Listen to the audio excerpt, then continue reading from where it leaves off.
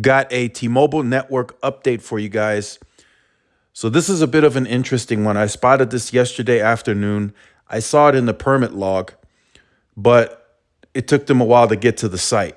So this site was approved around the end of April, and now they're barely getting to the site. So what's happening here is T-Mobile was on the second rack below, and you can see their N71 panel and their LTE panels.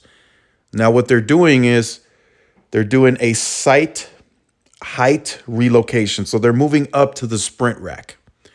And you can see the N41 panel and the N71 panel at the top on the Sprint rack. Now, the benefit to the increase in height is not huge. I don't think there's a big benefit here in that sense. I think the benefit is the way the Sprint sectors are facing.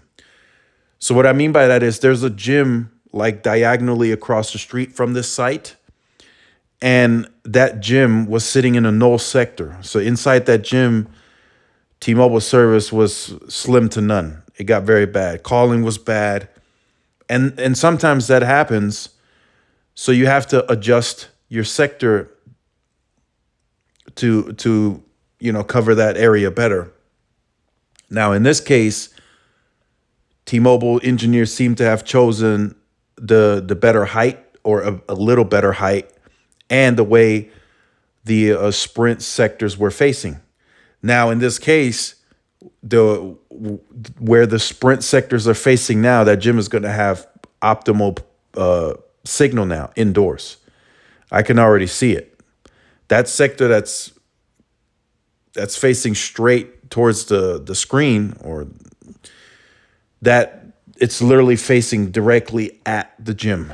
So now it's going to be much, much better in that case. And the area overall is going to benefit from the way the Sprint sectors are positioned. So I see this upgrade, or this, I guess you can still call that a Sprint keep site that's being upgraded, as like attention to detail. So T-Mobile is noticing the poor coverage indoors in these areas, and they made an adjustment, and they moved up to the Sprint rack because it was beneficial the way the Sprint rack was, the sectors were facing. So very interesting to see. Let me know if you've seen anything like this. I know there's other areas where T-Mobile is doing height relocations, but in those cases, I'm quite positive it's actually super beneficial, to where like T-Mobile was on the very, very low rack, and now all of a sudden they're moving to the very higher rack. In this case, the height wasn't really a big difference.